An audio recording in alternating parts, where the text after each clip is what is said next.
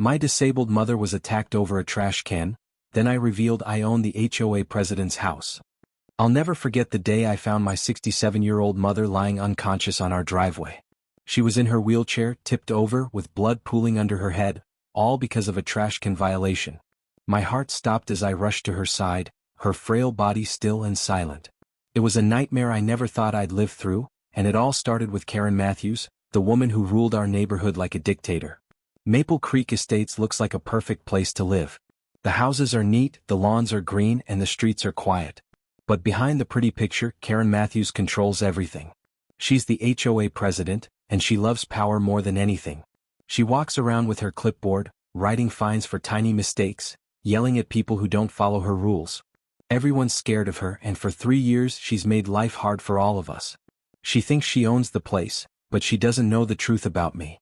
My name is Michael Reynolds. I've lived here quietly for 5 years, keeping to myself. What nobody knows is that I'm a real estate investor. 3 years ago, when house prices dropped, I started buying homes in Maple Creek through my company, Mr. Capital Investments. I used LLCs and a property manager so no one would know it was me. Now, I own 27 of the 50 houses here, including Karen's. She's been renting from me since her divorce, but she has no idea. I've watched her bully everyone, waiting for the right moment to step in. That moment came when she hurt my mother. 3 years ago, Karen Matthews became the HOA president of Maple Creek Estates. At first she seemed harmless. She wanted every lawn to look the same and made sure holiday decorations came down on time. People liked how neat everything looked. But soon that changed. Karen got obsessed with power. She stopped caring about making the neighborhood nice and started controlling everyone instead. She turned into a bully with rules and nobody could stop her. Karen's abuse was everywhere. The Patels put up small religious decorations outside their house for a holiday. Karen fined them $100, saying it broke the rules. But her friend Susan had the same decorations and Karen didn't say a word. Then there were the Wilsons. Their daughter uses a wheelchair, so they built a ramp to help her get inside. Karen didn't like the color. It wasn't the approved gray shade. She fined them $500 and made them repaint it, even though it worked fine.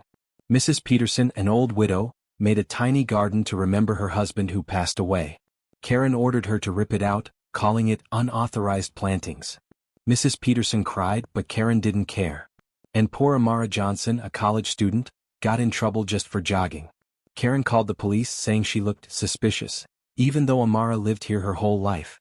I watched all this from my home office. My name's Michael Reynolds, and I've been keeping track of Karen's mess. She picks who to punish and lets her friends break the same rules. It's not fair. I also noticed money disappearing. The HOA collected $50,000 to build new playground equipment for the kids, but nothing ever showed up. No swings, no slides, just excuses. Karen's in charge of the money, and I've written down every shady thing she's done. For 3 years I've seen her terrorize people, waiting for the right time to do something. I never thought she'd go too far, until she hurt my mother. I was stuck at home after knee surgery, unable to move much. My 67-year-old mother came to help me out. She's been in a wheelchair for years because of a bad spinal injury that makes her legs weak. Even so, she wanted to do small renovation jobs around the house. I hate sitting still, she'd say with a smile. I told her to rest, but she insisted on being useful. That's just how she is, always trying to help even when it's hard for her. One Tuesday morning she wheeled herself out to the curb to set up our trash bins. She took her time, measuring 12 inches between them, following the HOA rules exactly. It was tough for her to push the bins in her chair, but she wanted to do it right. I watched from the kitchen window, proud of her effort. Then Karen Matthews showed up. She's the HOA president, always looking for trouble. She marched over with her clipboard, her face already red with anger. "These bins are out too early," she snapped, pointing at them. She said they broke Section 8, Paragraph 4, something about not putting bins out more than 24 hours before pickup. My mother stayed calm. "I'm sorry," she said softly. "I'll move them now." But Karen didn't care. She wrote a $150 fine and glared at my mother. "If you can't handle the rules, maybe your son shouldn't live here," she sneered. My mother frowned. "That's not fair for a small mistake," she said quietly. Karen got mad and called her defiant. Then it got worse. My mother reached from her wheelchair to fix a bin. Karen grabbed it and yanked it away. Before I could yell, she shoved my mother's shoulder hard. The wheelchair tipped back on our sloped driveway. She fell out, her head hitting the concrete with a loud crack. Blood started pooling and she didn't move. I screamed, hobbling outside as fast as my bad knee let me. I couldn't believe what I just saw. My mother was lying on the driveway, blood pooling under her head, her wheelchair tipped over beside her. My knee hurt bad from surgery, but I didn't care. I hobbled out as fast as I could, yelling, "Help! Somebody help!" My voice cracked and my hands shook. I dropped to the ground next to her, scared she wasn't breathing. Blood was everywhere, staining the concrete red. I didn't know what to do. Neighbors ran out of their houses when they heard me. Mrs. Rodriguez, who lives next door, rushed over with a bunch of towels. She pressed them against my mother's head to stop the bleeding, her face pale. Mr. Chin, an old man who used to be a doctor, knelt down too. He checked her pulse and said, "She's alive, but we need an ambulance fast." I nodded, fumbling with my phone to call 911, my fingers slippery with sweat. Karen Matthews stood there looking shocked. Her clipboard was still in her hand, like nothing happened. She resisted, she stammered. "It was an accident, I didn't mean it." Her voice shook, but I could tell she was lying. Mrs. Rodriguez glared at her and said, "No, you pushed her." "I saw it." Mr. Chin nodded too.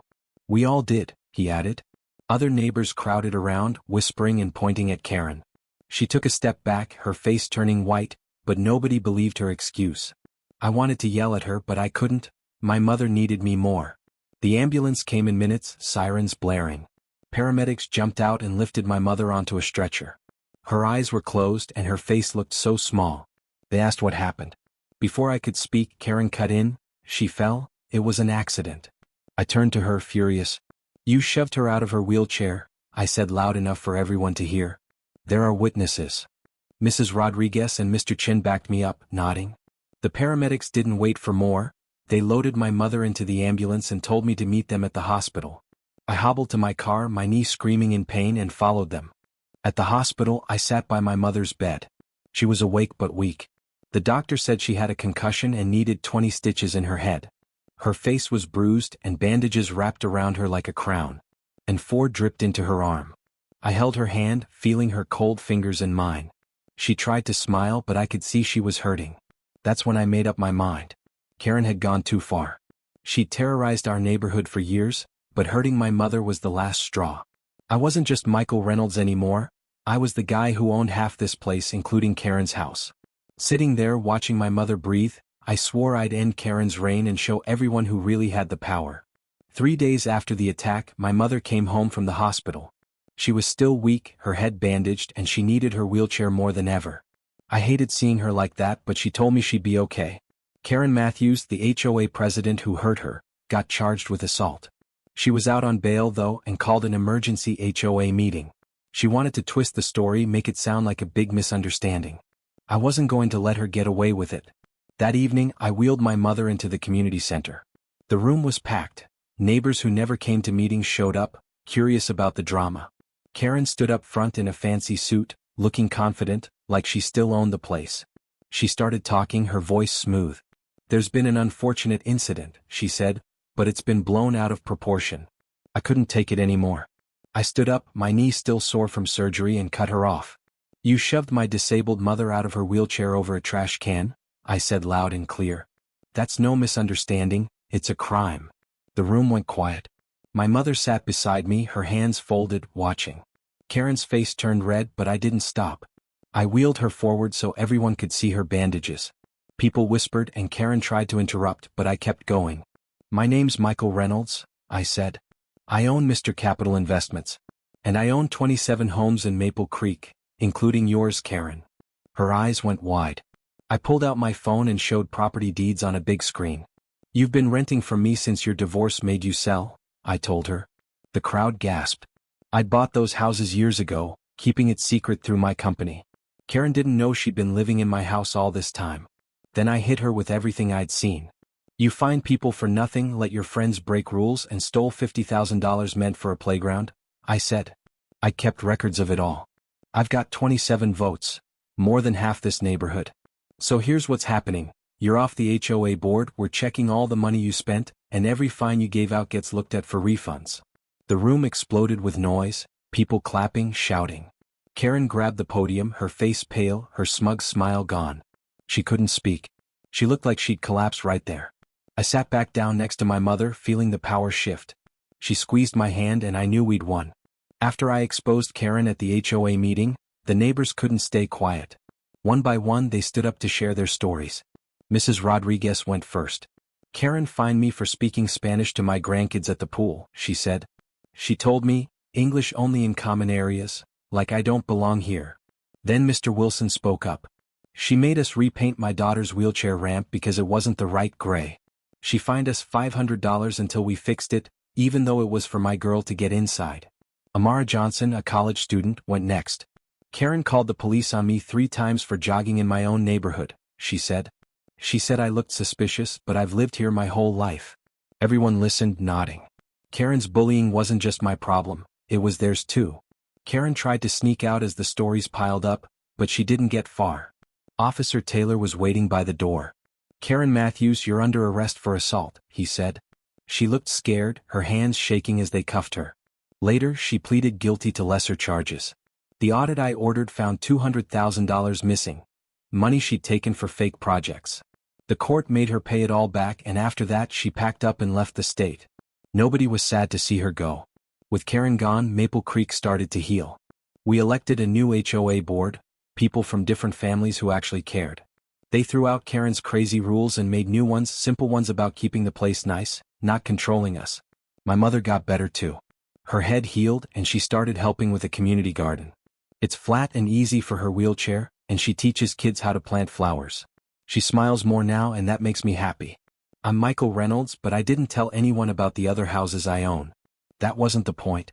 I just wanted a neighborhood where people could live free, not scared of fines or bullies like Karen.